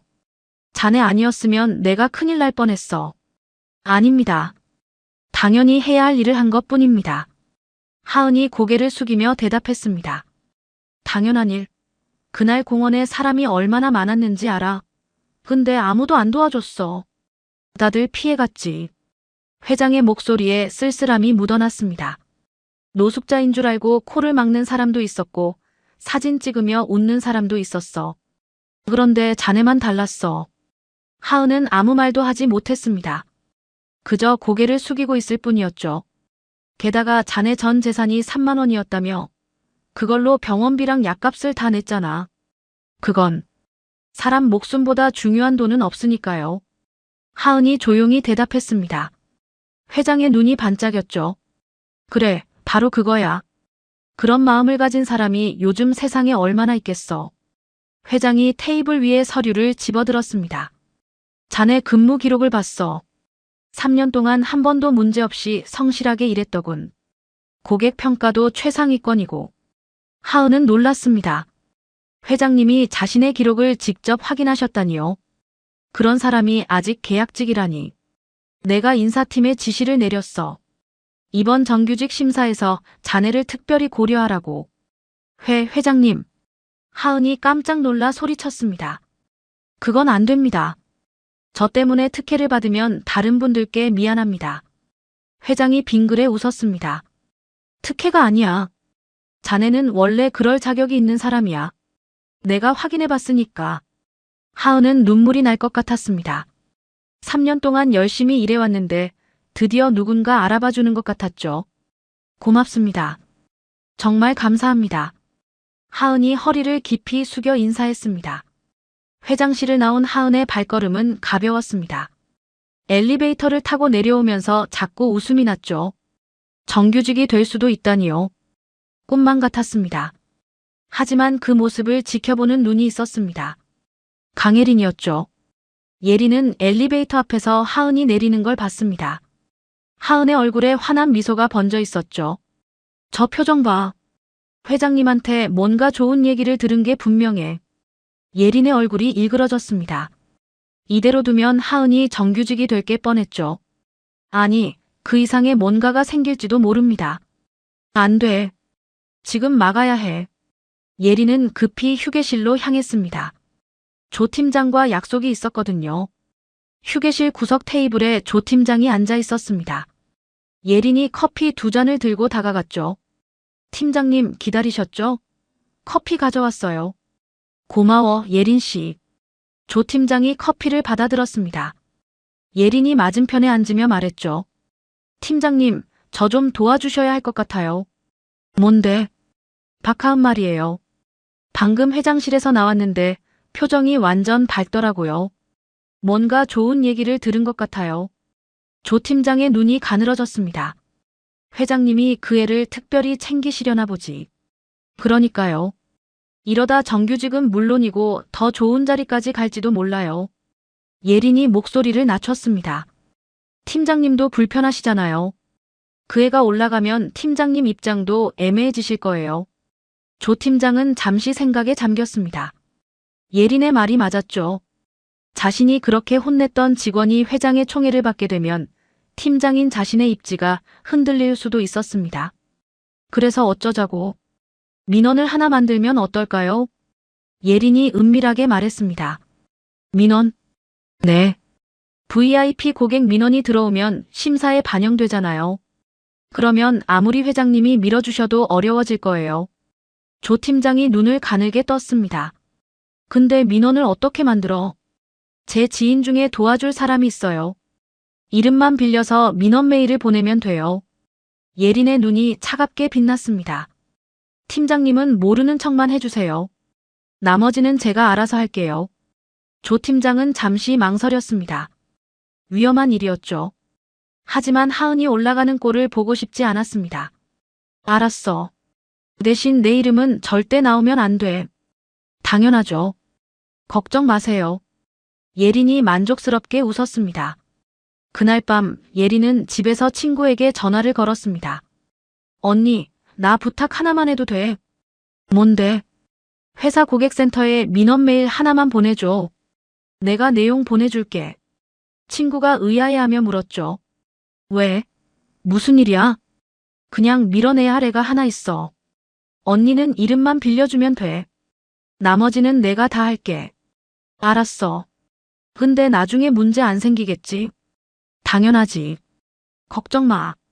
전화를 끊은 예린은 컴퓨터 앞에 앉았습니다. 민원 내용을 직접 작성하기 시작했죠. 지난주 금요일 오후 3시 안내 데스크에서 불친절한 응대를 받았습니다. 키가 크고 말수 적은 여직원이었습니다. 짜증 섞인 표정으로 응대해서 매우 불쾌했습니다. 다시는 그 직원에게 응대받고 싶지 않습니다. 모든 묘사가 하은을 가리키고 있었습니다. 예린은 만족스럽게 웃으며 내용을 저장했죠. 박하은, 넌 끝이야. 예린은 혼자 중얼거렸습니다. 다음 날 아침 민원 메일이 회사에 도착했습니다. VIP 고객의 이름으로 된 정식 민원이었죠. 인사팀은 민원을 확인하고 안내데스크 팀장에게 전달했습니다. 조 팀장은 그 메일을 보고 입꼬리를 올렸습니다. 예린이 말한 대로 완벽했죠. 조 팀장이 하은을 사무실로 불렀습니다. 박하은 씨, 이거 좀 봐요. 조 팀장이 모니터에 띄운 메일을 가리켰습니다. 하은은 내용을 읽고 눈이 커졌죠. 이건 저는 이런 적 없는데요. VIP 고객이 직접 보낸 민원이에요. 거짓말이겠어요? 조 팀장의 목소리가 차가웠습니다. 지난주 금요일 오후 3시라고 했는데 그때 근무했잖아요. 네, 했지만 저는 그런 응대를 한 적이 없습니다. 하은의 목소리가 떨렸습니다. 증거가 있어요? 없잖아요. 민원이 들어왔으면 반성해야지 변명만 하면 어떡해요? 조 팀장이 한숨을 쉬며 말했습니다. 정규직 심사에 이 민원도 반영될 거예요. 잘 알아둬요. 하은은 아무 말도 하지 못했습니다. 억울했지만 증거가 없었죠. 자신은 절대 그런 적이 없는데 어떻게 해야 할지 모르겠었습니다. 사무실을 나온 하은의 눈에 눈물이 고였습니다. 어제까지 행복했던 마음이 산산조각 났죠. 회장님이 도와주시려 했는데 이런 민원 때문에 다 물거품이 될 것 같았습니다. 왜 이런 일이? 하은은 복도 구석에서 눈물을 훔쳤습니다. 멀리서 그 모습을 지켜보던 예린의 입가에 미소가 번졌죠. 며칠이 지났습니다. 하은은 매일 무거운 마음으로 출근했죠. VIP 민원 때문에 정규직 심사가 어려워질 거라는 말이 머릿속을 떠나지 않았습니다. 억울했지만 어떻게 해야 할지 몰랐죠. 그 사이 회장 김영수는 비서로부터 보고를 받고 있었습니다. 회장님, 박하은 직원에 대한 조사 결과가 나왔습니다. 비서가 서류를 내밀었습니다. 회장이 받아들고 읽기 시작했죠. 3년간 근무 기록 양호, 고객 응대 평가 최상위권, 동료 평가 긍정적. 회장이 고개를 끄덕였습니다. 예상대로였죠. 그런데 다음 장을 넘기자 눈살이 찌푸려졌습니다. 이게 뭐야? VIP 민원? 네, 며칠 전에 들어온 민원입니다. 불친절한 응대를 받았다는 내용이에요. 회장이 민원 내용을 자세히 읽었습니다. 지난주 금요일 오후 3시 안내데스크에서 불친절한 응대를 받았다는 내용이었죠. 키가 크고 말수 적은 여직원이라는 묘사도 있었습니다. 이상하군. 회장이 중얼거렸습니다. 3년간 아무 문제 없던 직원이 갑자기 민원, 그것도 내가 관심을 보인 직후에. 비서가 조심스럽게 말했습니다. 저도 좀 이상하다고 생각했습니다. 회장이 서류를 내려놓았습니다. 이 민원 출처를 파악해봐. 누가 보냈는지, 정말 그런 일이 있었는지 확인해. 알겠습니다, 회장님. 비서가 나가자 회장은 창밖을 바라봤습니다. 오랜 사업 경험에서 얻은 직감이 있었죠. 뭔가 냄새가 났습니다. 누군가 그 착한 직원을 밀어내려 하고 있는 것 같았습니다. 며칠 후 비서가 다시 회장실로 들어왔습니다. 표정이 심각했죠. 회장님, 민원 조사 결과가 나왔습니다. 말해봐. IT팀에서 민원 메일의 발신 IP를 추적했습니다. 회사 내부가 아니라 외부에서 보낸 메일이었어요. 그래서 그 IP 소유자를 확인해봤더니 강예린 직원의 지인이었습니다. 회장의 눈이 날카로워졌습니다. 강예린, 그게 누구야? 본사 안내데스크 계약직입니다. 박하은 씨와 같은 부서에서 일하고 있어요. 회장이 턱을 괴며 생각에 잠겼습니다. 같은 부서 동료가 민원을 조작했다고. 그렇게 보입니다. 추가로 확인한 게 있는데요. 비서가 태블릿을 꺼내 화면을 보여줬습니다. CCTV 기록을 확인해봤습니다. 민원이 들어오기 전날 강예린 씨와 조 팀장이 휴게실에서 오랫동안 대화를 나눴어요. 조 팀장? 네, 안내데스크 팀장입니다. 두 사람의 접촉 빈도가 비정상적으로 많았습니다. 회장의 표정이 굳어졌습니다. 더 파봐. 두 사람이 무슨 이야기를 나눴는지 알아내. 이미 확인했습니다. 비서가 다른 화면을 띄웠습니다. 회사 업무용 메신저 대화 기록이었죠. 회사 업무폰 메시지 백업을 요청해서 받았습니다. 조 팀장과 강예린 사이의 대화 내용이에요. 회장이 화면을 읽었습니다. 민원 넣으면 심사에서 밀어낼 수 있어요. 알았어. 나는 모르는 척할게. 회장의 얼굴이 불그락푸르락해졌습니다.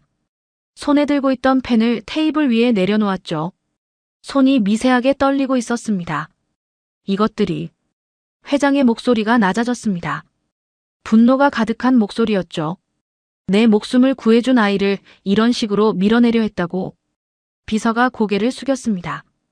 죄송합니다. 회장님, 회사에서 이런 일이 벌어졌습니다. 회장이 자리에서 일어났습니다. 창문 앞으로 걸어가 서울 시내를 내려다봤죠. 한참 동안 말이 없었습니다. 그날 공원에서 쓰러졌을 때 아무도 안 도와줬어. 회장이 천천히 말을 시작했습니다. 노숙자인 줄 알고 다들 피해갔지. 코를 막는 사람도 있었고 사진 찍으며 웃는 사람도 있었어. 비서는 조용히 듣고 있었습니다. 그런데 그 애만 달랐어. 자기 전 재산 3만 원을 내 병원비로 썼어. 나를 회장이라서 도운 게 아니야. 그냥 어려운 사람이니까 도운 거지. 회장이 돌아섰습니다. 눈빛이 단호했죠. 그런 아이를 우리 회사 직원이 짓밟으려 했다고. 그것도 거짓 민원을 만들어서. 네, 증거가 명확합니다. 회장이 비서에게 지시했습니다. 내일 조 팀장과 강혜린을 회장실로 불러. 그리고 인사팀장, 감사팀장도 함께 배석시켜. 알겠습니다, 회장님. 비서가 나가자 회장은 다시 창밖을 바라봤습니다. 화가 났지만 동시에 쓸쓸했죠. 자신이 일군 회사에서 이런 일이 벌어지다니요. 저녁 회장은 집으로 돌아왔습니다. 거실에 사모님 이미영이 앉아 있었죠. 여보, 무슨 일 있어요? 표정이 안 좋아 보여요. 이미영이 걱정스럽게 물었습니다. 회장이 소파에 앉으며 한숨을 내쉬었죠. 회사에서 기가 막힌 일이 있었어. 무슨 일인데요? 회장이 오늘 있었던 일을 이야기해 줬습니다. 공원에서 자신을 구해준 직원 이야기, 그리고 그 직원을 밀어내려 한 사람들 이야기까지요. 이미영의 얼굴이 굳어졌습니다. 그 착한 아이를 그렇게 괴롭혔다고요? 그래. 거짓 민원까지 만들어서 심사에서 떨어뜨리려고 했어. 이미영이 분노한 표정으로 말했습니다. 어떻게 그럴 수 있어요? 사람을 구한 애를 오히려 짓밟으려 하다니. 그때 거실로 들어오는 발소리가 들렸습니다. 아들 김준서였죠. 회사에서 퇴근한 모양이었습니다. 아버지, 어머니 무슨 이야기 하세요?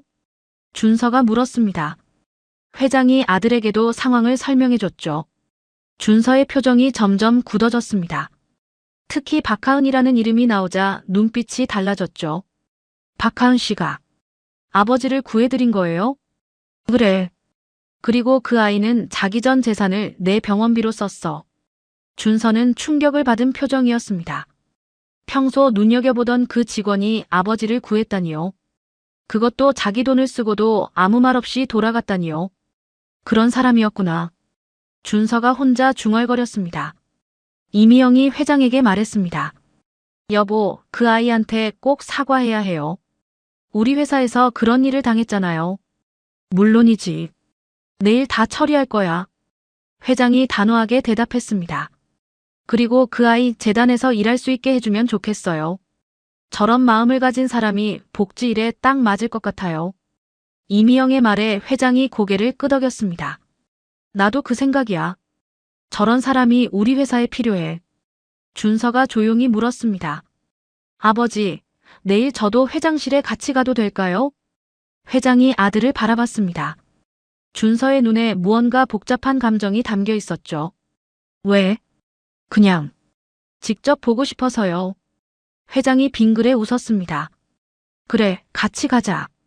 그날 밤 하은은 고시원 방에서 천장을 바라보고 있었습니다. 내일이면 정규직 심사 결과가 나옵니다. 하지만 희망이 없었죠. VIP 민원 때문에 모든 게 물거품이 될 것 같았습니다. 왜 이렇게 됐을까? 하은은 눈물을 훔쳤습니다. 자신은 아무 잘못도 하지 않았는데요. 그냥 어려운 어르신을 도와드렸을 뿐인데요. 다음 날 아침 회사 분위기가 심상치 않았습니다. 회장실에서 긴급 소집 명령이 내려왔기 때문이죠. 조 팀장과 강혜린이 회장실로 호출됐습니다. 조 팀장은 불안한 표정으로 엘리베이터에 올랐습니다. 강혜린도 마찬가지였죠. 두 사람은 서로 눈을 마주치지 않았습니다. 설마 들킨 건 아니겠지? 예린이 속으로 생각했습니다.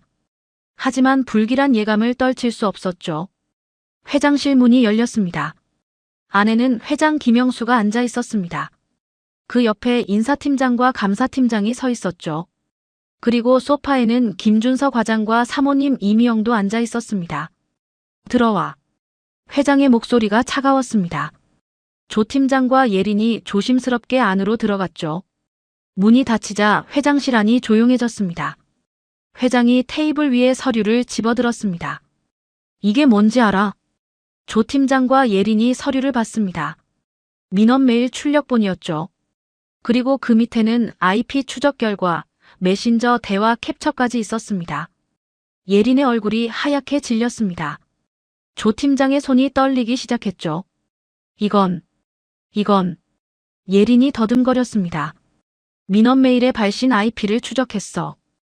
회장이 차분하게 말했습니다. 강혜린 씨, 당신 지인이 보낸 거더군. 그리고 조 팀장, 자네와 강혜린 씨의 대화 기록도 확보했어. 회장이 메신저 캡처를 읽었습니다. 민원 넣으면 심사에서 밀어낼 수 있어요. 알았어. 나는 모르는 척할게. 회장실이 무거운 침묵에 휩싸였습니다. 조 팀장의 얼굴이 창백해졌죠. 예린은 입술을 꽉 깨물고 있었습니다. 왜 그랬어? 회장이 물었습니다. 목소리는 차분했지만 그 안에 분노가 담겨 있었죠. 박하은 씨가 뭘 잘못했어? 3년 동안 성실하게 일한 직원이야. 고객 평가도 최상위권이고. 조 팀장이 고개를 숙였습니다. 회장님, 그게 오해가 있으신 것 같은데. 오해?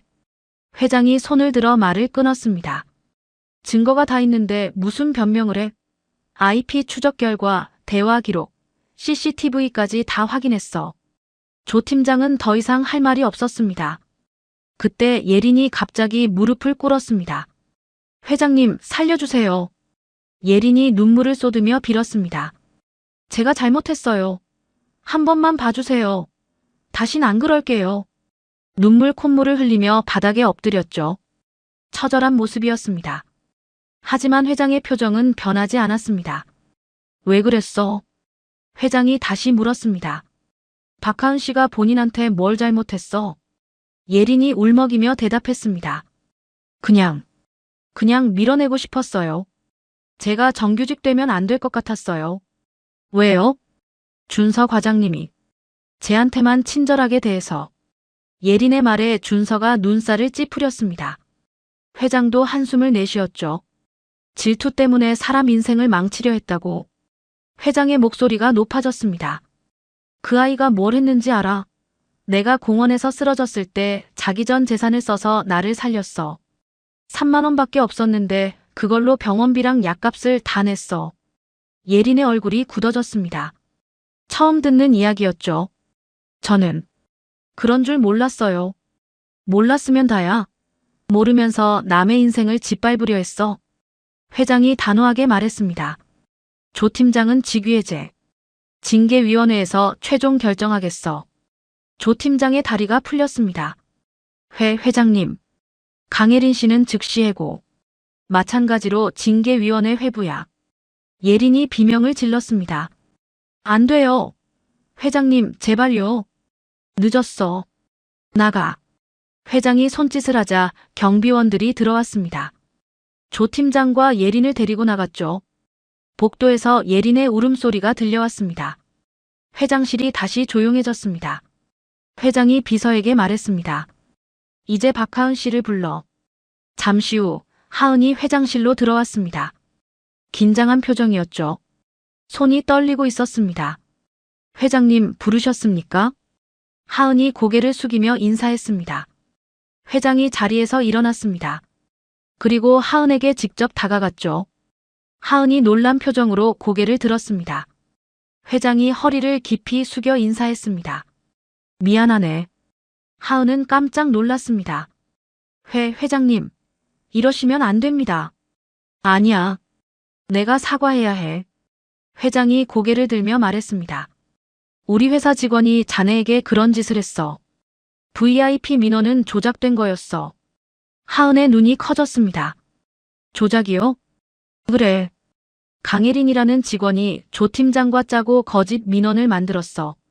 자네를 정규직 심사에서 떨어뜨리려고. 하은은 말을 잃었습니다. 예린이 그런 짓을 했다니요. 같은 부서에서 3년을 함께 일했는데요. 왜 그런 짓을? 질투 때문이래. 회장이 쓸쓸하게 웃었습니다. 하지만 이제 다 정리됐어. 두 사람 다 징계받을 거야. 하은의 눈에 눈물이 고였습니다. 억울함이 풀리는 것 같았죠. 며칠 동안 가슴에 맺혔던 것들이 한꺼번에 쏟아졌습니다. 감사합니다, 회장님. 하은이 눈물을 흘리며 말했습니다. 회장이 부드럽게 웃었죠. 고마워해야 할 사람은 나야. 그날 잔이가 아니었으면 내가 큰일 날 뻔했어. 회장이 테이블 위에서 서류를 집어들었습니다. 하은에게 건네줬죠. 이건 뭐예요? 하은이 서류를 펼쳐봤습니다. 한솔희망재단 정규직 채용 제안서였습니다. 우리 재단에서 일해보지 않겠나? 회장이 말했습니다. 어려운 사람들을 돕는 일이야. 자네처럼 진심으로 사람을 대할 수 있는 사람이 필요해. 하은은 서류를 내려다봤습니다. 급여는 지금의 2배였죠. 복지도 훨씬 좋았습니다. 정말 저를요? 하은의 목소리가 떨렸습니다. 그래. 자네 같은 사람이 우리 재단에 필요해. 그때 소파에 앉아있던 준서가 자리에서 일어났습니다. 하은에게 다가와 말했죠. 축하해요, 하은 씨. 준서의 눈빛이 따뜻했습니다. 하은의 가슴이 두근거렸죠. 소파에 앉아있던 사모님 이미영도 일어나 다가왔습니다. 하은의 손을 따뜻하게 잡았죠. 고마워요. 우리 남편을 구해줘서. 아닙니다. 당연히 해야 할 일을 한 것뿐입니다. 하은이 고개를 숙였습니다. 이미영이 미소 지으며 말했죠. 우리 재단 가족이 되어줘요. 앞으로 잘 부탁해요. 하은은 눈물을 참으며 고개를 숙였습니다. 감사합니다. 열심히 하겠습니다. 하은은 회장실을 나왔습니다. 복도를 걸으며 눈물이 흘러내렸죠. 며칠 전만 해도 모든 게 끝난 줄 알았습니다. 정규직 심사도 떨어지고 회사에서도 쫓겨날 줄 알았죠. 그런데 지금은 꿈만 같았습니다. 재단 정규직 채용 제안까지 받았습니다. 급여도 2배로 오르고요. 그날 그 어르신을 도와드리길 정말 잘했어. 하은은 혼자 중얼거렸습니다. 3만 원이 아깝지 않았죠. 아니, 그 3만 원이 자신의 인생을 바꿔놓았습니다. 고시원으로 돌아가는 길, 하은은 엄마에게 전화를 걸었습니다. 엄마, 나 좋은 소식 있어. 뭔데? 무슨 일이야? 나 정규직 됐어. 재단에서 일하게 됐어. 전화기 너머로 엄마의 울음소리가 들렸습니다. 정말이야? 우리 딸 고생 많았다. 하은도 눈물이 났습니다. 3년 동안 힘들었던 시간들이 주마등처럼 스쳐 지나갔죠. 엄마, 이제 매달 용돈 더 보낼 수 있어. 걱정 마. 엄마는 네가 건강하면 돼. 돈은 됐어. 엄마의 목소리에 하은의 마음이 따뜻해졌습니다. 그날 하은은 고시원 방에서 오랜만에 편히 잠들었습니다. 새로운 시작이 기다리고 있었으니까요. 한솔희망재단 본사 앞이었습니다. 하은은 깊이 숨을 들이마셨죠. 새로운 시작이었습니다. 첫 출근 날 아침, 가슴이 두근거렸습니다. 건물 입구에 누군가 서 있었습니다. 사모님 이미영이었죠. 하은을 보자 환하게 웃으며 다가왔습니다. 하은아, 왔구나. 첫 출근 축하해. 사모님, 직접 나와 계셨어요? 하은이 깜짝 놀라며 물었습니다. 당연하지. 우리 재단 새 식구인데 내가 마중 나와야지. 이미영의 따뜻한 말에 하은의 눈시울이 붉어졌습니다. 고시원에서 혼자 출근하던 때와는 너무 달랐죠. 재단 사무실은 본사보다 작았지만 분위기가 따뜻했습니다. 직원들이 하은을 반갑게 맞아줬죠. 박하은 씨죠? 환영해요. 이야기 많이 들었어요. 앞으로 잘 부탁드려요. 하은은 복지사업팀에 배치됐습니다. 주 업무는 지원 신청서 검토, 현장 방문, 사후 관리였죠. 어려운 가정을 직접 만나 돕는 일이었습니다. 첫 주가 지나고 하은은 현장 방문을 나갔습니다. 강서구의 한 낡은 빌라였죠. 좁은 원룸에 엄마와 아이 둘이 살고 있었습니다. 안녕하세요. 한솔희망재단에서 나왔습니다. 문을 열어준 건 30대 초반의 여자였습니다. 얼굴에 피로가 가득했죠. 뒤에서 아이 둘이 엄마 뒤에 숨어 있었습니다. 들어오세요. 집안은 좁고 낡았습니다. 하지만 깨끗하게 정돈되어 있었죠. 아이들 옷도 낡았지만 단정했습니다. 하은은 소파에 앉아 이야기를 들었습니다. 남편이 교통사고로 세상을 떠났다고 했죠. 보험금도 없었고 빚만 남았습니다. 엄마는 식당에서 설거지 일을 하며 아이들을 키우고 있었습니다. 큰애가 내년에 중학교 가는데 교복값이 없어서요. 엄마의 목소리가 떨렸습니다. 눈물을 참으려 애쓰고 있었죠. 하은은 그 모습을 보며 가슴이 아팠습니다. 자신의 엄마가 떠올랐죠. 지방에서 식당 일하시며 혼자 자신을 키워주신 엄마요. 걱정 마세요. 제가 최대한 도와드릴게요. 하은은 꼼꼼히 서류를 작성했습니다. 교육비 지원, 생활비 지원, 의료비 지원까지요. 받을 수 있는 모든 혜택을 찾아줬죠. 정말 감사합니다. 정말. 엄마가 눈물을 흘렸습니다. 하은도 눈시울이 붉어졌죠. 이런 일이 하은에게 맞았습니다. 돈 많이 버는 것보다 사람을 돕는 게 더 행복했습니다. 매일 출근이 즐거웠죠. 몇 달이 지났습니다. 하은은 재단에서 가장 열심히 뛰는 직원이 됐죠. 야근도 마다하지 않았습니다. 주말에도 현장을 방문했고요. 지원 대상자들이 하은을 가장 좋아했습니다. 하은 씨 덕분에 아이가 학교 계속 다닐 수 있게 됐어요. 정말 고마워요. 당신 같은 분이 있어서 다행이에요. 그런 말을 들을 때마다 하은은 행복했습니다. 이 일을 하길 정말 잘했다고 생각했죠. 재단은 본사와 협력 프로젝트가 많았습니다.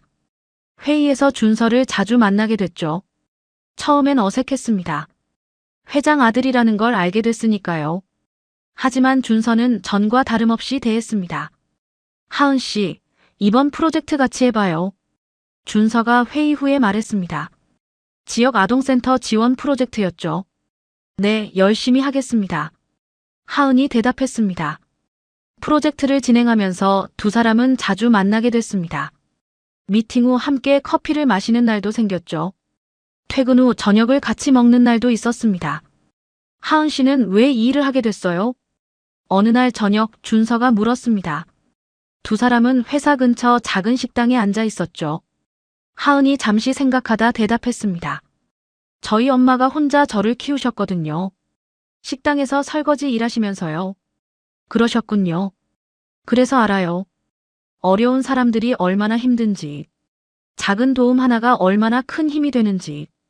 하은의 눈이 반짝였습니다. 그때 누군가 저희 엄마를 도와줬다면 엄마가 덜 힘들었을 거예요.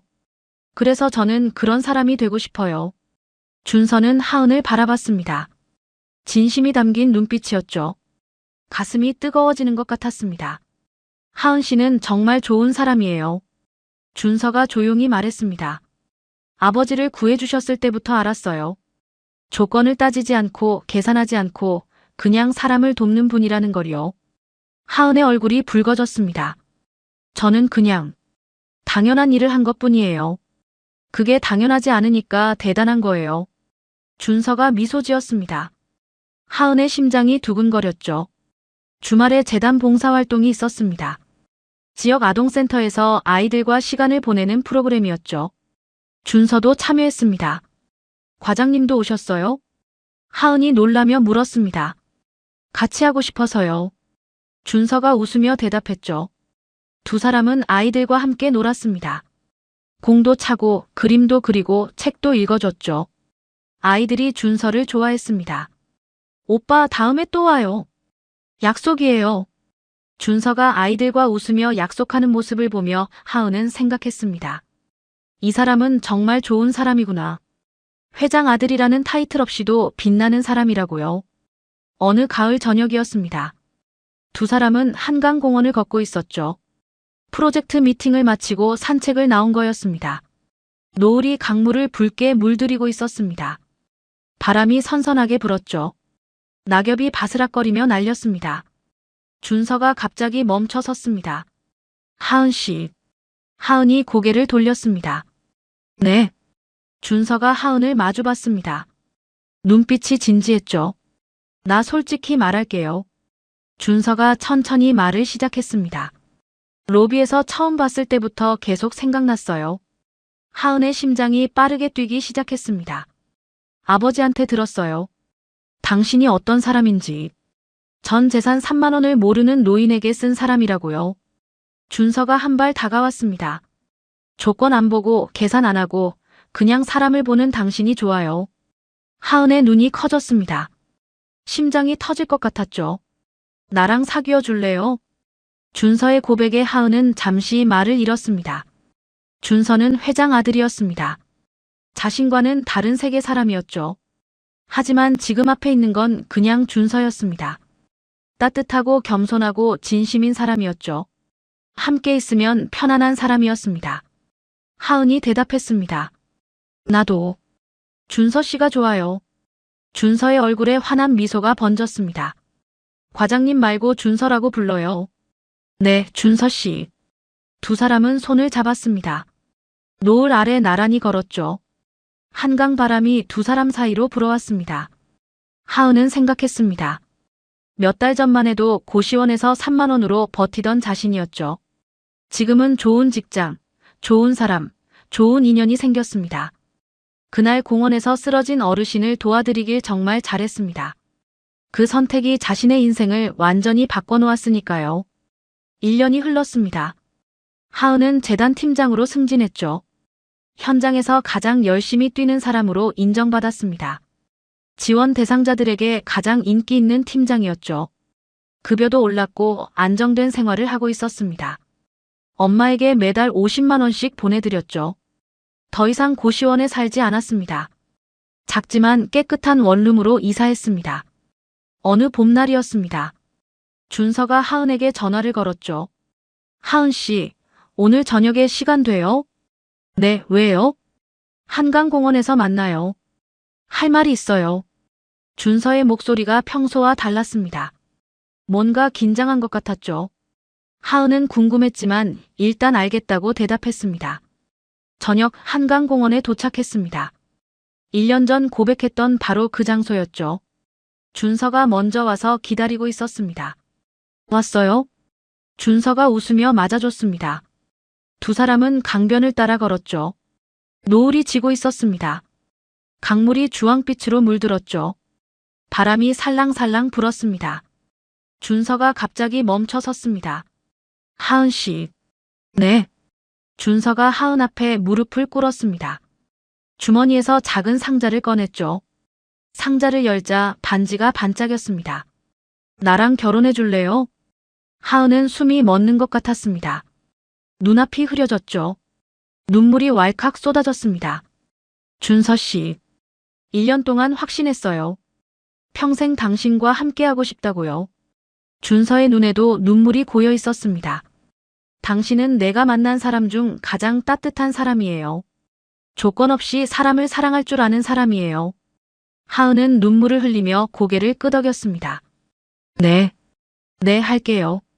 준서가 일어나 하은을 안았습니다. 두 사람은 노을 아래 오래도록 서 있었죠. 결혼이 결정됐습니다. 양가 상견례 날이 다가왔죠. 하은은 긴장됐습니다. 엄마가 서울에 처음 올라오시는 거였으니까요. 상견례 장소는 강남의 고급 레스토랑이었습니다. 하은 엄마가 처음 보는 곳이었죠. 엄마는 낡은 외투를 입고 오셨습니다. 손에는 시골에서 가져온 작은 선물 보따리가 들려 있었죠. 엄마, 긴장하지 마. 하은이 엄마 손을 잡았습니다. 응, 근데 너무 좋은 데라서. 엄마의 목소리가 작아졌습니다. 하은의 마음이 아팠죠. 레스토랑 안으로 들어갔습니다. 시아버지 김영수 회장과 시어머니 이미영이 먼저 와 있었죠. 준서도 옆에 앉아 있었습니다. 하은 엄마가 쭈뼛쭈뼛 다가갔습니다. 그런데 놀라운 일이 벌어졌죠. 시아버지가 자리에서 일어났습니다. 하은 엄마에게 직접 다가가 허리를 숙여 인사했죠. 딸 잘 키우셨습니다. 정말 감사합니다. 하은 엄마가 당황했습니다.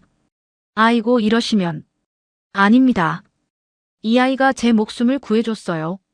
전 재산 3만 원을 써가면서요. 시아버지의 말에 엄마의 눈이 커졌습니다. 3만 원이요?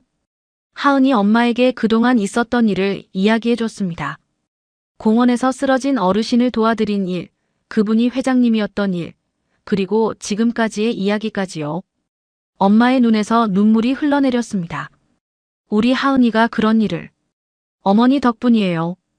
어머니가 착하게 키우셨으니까 이런 아이가 된 거예요. 시어머니 이미영이 따뜻하게 말했습니다. 하은 엄마의 손을 잡았죠. 앞으로 저희 가족이에요. 편하게 지내요. 상견례는 따뜻하게 끝났습니다. 하은 엄마는 눈물을 몇 번이나 훔쳤죠. 평생 고생만 하신 엄마가 드디어 행복한 모습을 보셨습니다. 상견례가 끝나고 하은과 엄마가 단둘이 이야기를 나눴습니다. 하은아, 엄마 미안해. 너한테 해준 게 없는데. 무슨 소리야, 엄마. 엄마가 키워줘서 내가 이렇게 된 거야. 하은이 엄마 손을 꼭 잡았습니다. 엄마가 착하게 살라고 가르쳐줬잖아. 남한테 베풀라고, 어려운 사람 도와주라고. 그래서 여기까지 온 거야. 엄마가 눈물을 흘렸습니다. 고생 많았다, 우리 딸. 엄마도 고생 많았어. 이제 편하게 살아. 두 사람은 서로 끌어안고 울었습니다. 결혼식 날이 밝았습니다. 서울 시내 유명 호텔 대연회장이었죠. 하얀 꽃으로 장식된 공간이었습니다. 하객들이 자리를 채웠죠. 재단 직원들, 본사 동료들, 그리고 지원 대상 가정들까지요. 하은이 도왔던 사람들이 축하하러 왔습니다. 신부 대기실에서 하은이 거울을 봤습니다. 순백의 웨딩드레스를 입고 있었죠. 화관을 쓴 자신의 모습이 낯설었습니다. 2년 전에는 상상도 못한 모습이었죠. 그때는 고시원에서 전 재산 3만 원으로 하루하루 버티던 때였으니까요. 엄마가 대기실로 들어왔습니다. 우리 딸 너무 예쁘다. 엄마가 눈물을 글썽이며 말했습니다. 하은이 엄마 손을 잡았죠. 엄마 같이 가자. 음악이 시작됐습니다. 버진로드가 열렸죠. 하은이 엄마 팔을 잡고 천천히 걸어갔습니다. 하객들이 일제히 돌아봤습니다. 감탄하는 소리가 들렸죠. 재단 앞에 준서가 서 있었습니다. 하은을 보는 눈빛이 사랑으로 가득했죠. 엄마가 하은의 손을 준서에게 건넸습니다. 우리 딸 부탁해요. 네, 평생 잘 모시겠습니다. 준서가 고개 숙여 인사했습니다. 두 사람은 서약을 나눴습니다. 반지를 교환했죠. 사랑합니다. 나도 사랑해요. 하객들이 박수를 쳤습니다. 눈물을 훔치는 사람들도 많았죠. 피로연에서 친구 유나가 달려왔습니다. 하은아, 축하해. 진짜 행복해 보여. 유나가 하은을 꼭 끌어안았습니다. 고마워, 유나야. 그때 빵 줘서 고마웠어. 뭘 그런 걸 아직도 기억해. 유나가 웃으며 말했죠. 시어머니 이미영이 다가왔습니다. 하은의 손을 따뜻하게 잡았죠. 이제 우리 가족이야. 앞으로 잘 지내자, 하은아. 감사합니다, 어머님. 하은은 눈물을 훔치며 대답했습니다. 다음 날 아침이었습니다. 하은은 강남 타워 팰리스 아파트에서 눈을 떴죠. 넓은 거실, 큰 침실, 드레스룸. 꿈만 같은 공간이었습니다. 남편 준서가 웃으며 말했습니다. 출근해야지, 팀장님. 네, 오늘도 화이팅이에요. 하은이 웃으며 대답했죠. 지하 주차장으로 내려갔습니다. 검은색 벤츠 마이바흐가 서 있었죠. 준서가 뒷좌석 문을 열어줬습니다. 뒷좌석에는 시어머니 이미영이 앉아 있었습니다. 하은아, 같이 가자. 오늘 재단에서 일정 있잖아. 네, 어머님. 하은은 뒷좌석에 올랐습니다. 차가 출발했습니다. 창밖으로 강남 거리가 스쳐 지나갔죠. 2년 전 지하철을 타고 출근하던 그 거리였습니다. 그때는 전 재산 3만 원으로 하루하루 버텼죠. 지금은 사랑하는 가족과 함께 출근하고 있었습니다. 하은은 생각했습니다. 그날 아침 공원에서 쓰러진 노인을 그냥 지나쳤다면 어땠을까요? 3만 원이 아까워서 모른 척했다면요. 지금 이 자리에 없었을 겁니다. 그날의 3만 원은 단순한 돈이 아니었습니다. 사람을 믿는 마음이었고 세상을 따뜻하게 만들고 싶은 진심이었죠. 그 진심이 결국 하은의 인생을 완전히 바꿔놓았습니다. 시어머니가 하은의 손을 잡았습니다. 하은아, 우리 가족이 되어줘서 고마워. 저야말로 감사해요, 어머님. 하은이 미소 지었습니다. 차는 계속 앞으로 나아갔습니다. 하은의 인생도 마찬가지였죠. 진심으로 사람을 대하고 매 순간 최선을 다하는 삶. 그것이 바로 박하은의 이야기였습니다.